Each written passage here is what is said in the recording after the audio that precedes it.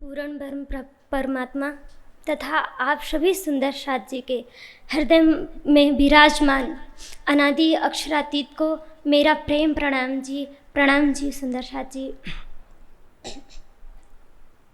सुंदर साथ जी, जैसा कि आप सभी ने आदरणीय आचार्य अशोक गुरु जी से सुबह सुना था कि हमारे जो 14 ग्रंथ है राज्य के वांग्मय स्वरूप हैं, यानी जो ज्ञानमय स्वरूप है, उनको हर ग्रंथ को हर दिन 2-2 ग्रंथ बांटे गए हैं।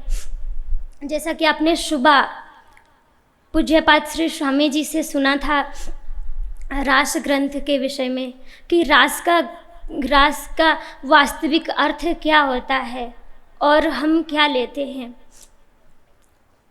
तो और इस समय अभी प्रकाश का चल रहा है। यह जो प्रकाश की वाणी है ऐसे सत्य को प्रकाशित करती है जिसको आज तक कोई भी नहीं जान सका था। बस मेरे 2 ही शब्द सुनने के बाद आप सभी के मन में यह विचार उत्पन्न हुए होंगे कि ऐसा तो कौन सा सत्य है जो आज तक कोई भी नहीं जान सका था। सर्वप्रथम तो सत्य एक होता है और वह सत्य है परमात्मा। अब आप सभी को लग रहा होगा ये बात तो बहुत सामान्य सी है और सभी को पता होता है, क्योंकि आप कुछ सुंदर साथ हो सकता है बस में यात्रा करके ज्ञानपीठ के प्रांगण तक ज्ञानपीठ में आए हैं। कई बार बसों में भी हमें देखने को पढ़ने को मिलता है कि वहाँ पर बस के पीछे तथा आगे मिलता है कि लिखा हुआ होता है कि सबका मालिक एक है, यानी परमात्मा एक है। और ऐसी बहुत सारी जगहों पे आपको देखने तथा पढ़ने को मिलता है कि परमात्मा एक है, अल्लाह ताला एक है, खुदा एक है।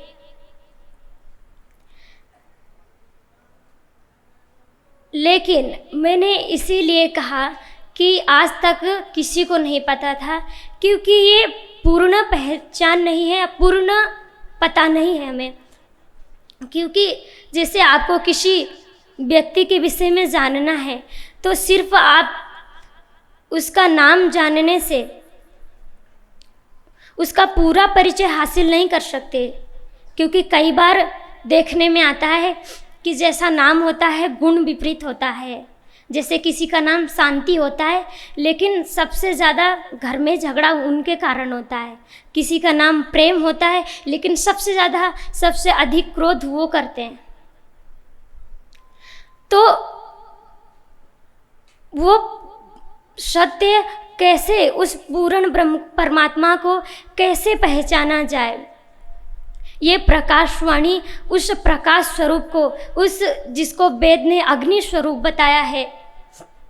अग्नि स्वरूप इसीलिए बताया गया है क्योंकि इस संसार में प्रकाश स्वरूप अग्नि को माना जाता है। तो हमने सुबह भी सुना था आदरणीय डॉक्टर प्रवीण भद्रा जी से कि वेद किस प्रकार पुकार करता है कि हे अग्नि स्वरूप, हे परमात्मा, मेरे हृदय में आ जा। तो ये प्रकाश की वाणी उस प्रकाश स्वरूप को प्रकाशित करती है जिसके विषय में कोई भी नहीं जान सका था। और वो पहचान किस प्रकार हम कर सकते हैं। बीतक में अभी कुछ अगले मास ही आपने सुना था कि किस प्रकार महाराजा छत्रसाल जी, ना कि सिर्फ हम उनका बीतक में श्रवण करते हैं, इतिहास में भी उनकी वीरता, उनकी धीरता, उनकी महानता के विषय में आता है, पढ़ने को आता है, सुनने में आता है।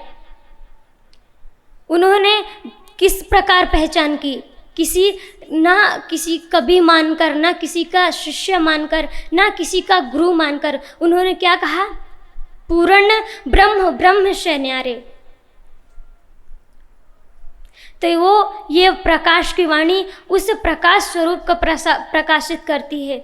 और ये वाणी, इस वाणी को सिर्फ सुनने से, आप अभी हो मेरे माध्यम से सुन रहे हैं, आपने मुझसे पूर्व वक्ता से भी सुन चुके हैं प्रकाशवाणी के विषय में, लेकिन सिर्फ सुनने मात्र से कुछ भी नहीं होगा, क्योंकि जो प्रकाश स्वरूप परमात्मा है वो उपनिषद कहते हैं कि वो प्रकाश स्वरूप परमात्मा, वो सच्चिदानंद पार ब्रह्म ना श्रवण करने से आता है, ना अच्छे व्याख्यान से आता है, ना गायन से आता है। उसको बस प्रेम से बुलाया जा सकता है। जैसा कि आपने स्वामी जी से सुबह सुना था कि जब चढ़े प्रेम के रस तब हुए धाम धनी बस।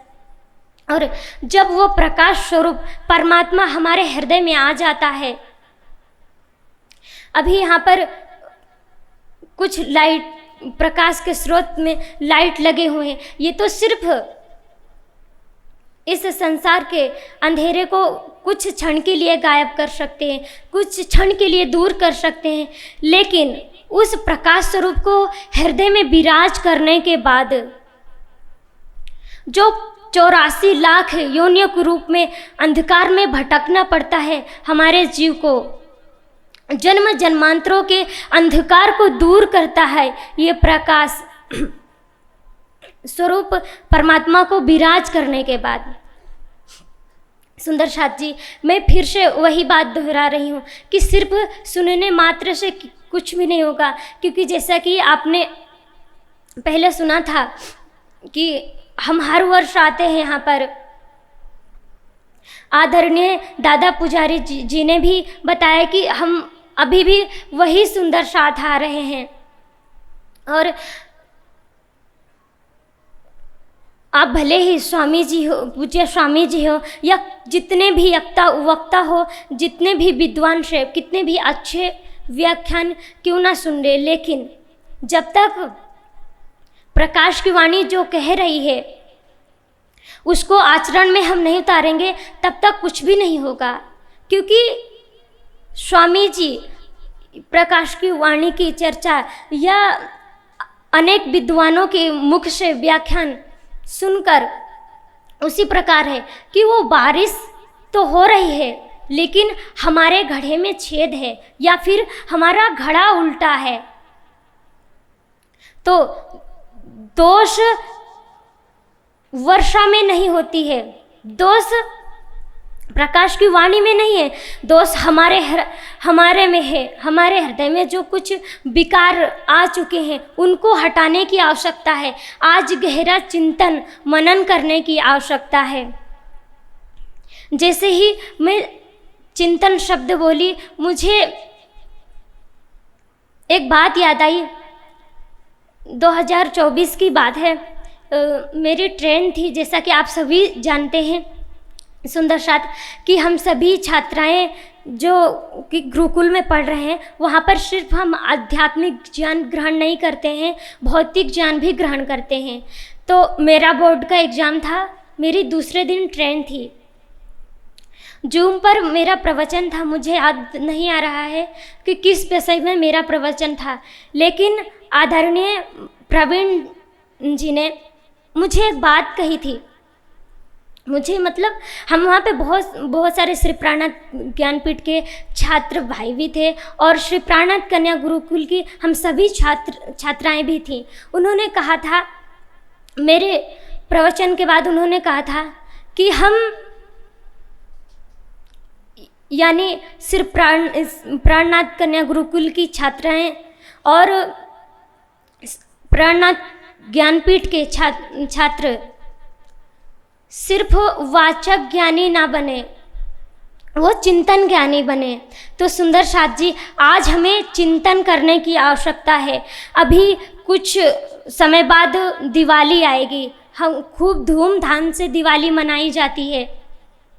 बहुत बड़े बड़े लाइट लगाए जाते हैं, पटाखे फोड़े जाते हैं। स्वामी जी कहते हैं कि हम सिर्फ बाहरी दीपक न जलाएं, अपने हृदय में ज्ञान का दीपक जलाएं। अपने हृदय में उस ज्ञान के प्रकाश को अपने हृदय में विराजमान करें। तो सुंदर साथ जी, आप यहाँ जाने के बाद ऐसा ना हो कि रात गई तो बात गई। आप यहाँ जाने के बाद सिर्फ फिर वैसे के वैसे ना हो जाएं, क्योंकि फिर बात वैसी ही हो जाती है कि भले ही कितना भी सुना हो, लेकिन भले ही कितनी भी यहाँ की ज्ञान की वर्षा हो रही हो, लेकिन वैसा ही हो जाएगा कि कितना भी हम यहाँ से नहा धोकर ज्ञान की वर्षा से जाएं, लेकिन वैसा ही ना हो जाए कि गई भैंस पानी में। तो सुंदर साथ जी, हम प्रकाश की वाणी को, उस प्रकाश स्वरूप को, जिसको वेद ने आदित्य वर्णम कह के संबोधित किया है, तो उस प्रकाश स्वरूप को विराजमान करें। ये प्रकाश की वाणी यही संदेश देती है। इसको जंबूर ग्रंथ भी कहते हैं। जंबूर एक औजार है जिससे कोई दीवार पर कील लगाने के बाद यदि टेढ़ा हो जाए, उसको निकालने में वो काम आता है। तो ये प्रकाश की वाणी भी वैसा ही करती है। माया के अंधकार में डूब जाने के बाद ये प्रकाश की वाणी हमें उसमें से निकालने का कार्य करती है।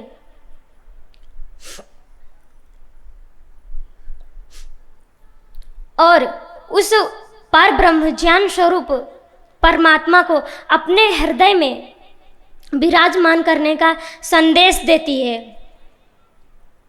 तो सुंदर साथ जी, हम सिर्फ सुनने से ना रह जाएं, हम अपने हृदय में भी जो भी किसी वक्ता के मुख से या पूज्य स्वामी जी के मुख से जो भी सुने, हम उस पर चलने का प्रयास करें। ये जो सांसारिक आभूषण है वो तो कुछ समय में नष्ट हो जाते हैं, जिनको सजकर हम खुश होते हैं।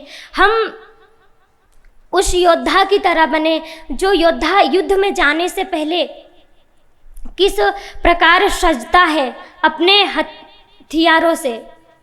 उसी प्रकार आज ये आखिरी वक्त चल रहा है, ये सुंदर सात का दिन है, छठा दिन है। हम भी अपने धाम धनी से मिलने के लिए, क्योंकि हमारा श्रृंगार क्या है, हम ब्रह्म सृष्टियों का श्रृंगार क्या है? प्रेम, समर्पण, सेवा, ज्ञान। इन सभी से हम सजकर उस परमात्मा को अपने हृदय में विराजमान करें, उसकी ओर बढ़ें। वरना सुंदर साथ जी, और वाणी तो अब हम सभी को मिल ही चुकी है। सभी सुंदर साथ के पास आज वाणी है, और इतना होने के बाद भी, अगर वाणी की रसधारा बहने के बाद भी अगर हम नज़रअंदाज करते रहे तो उसी प्रकार होगा जिस प्रकार एक प्यासा सागर के किनारे बैठा हो लेकिन प्यासा लौट जाए।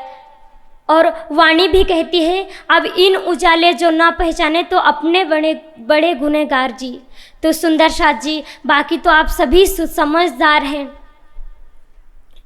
बस इन्हीं वचनों के साथ मैं अपनी वाणी को विराम देती हूँ। बोलिए श्री प्राणनाथ प्यारे की जय, श्री सद्गुरु महाराज की जय।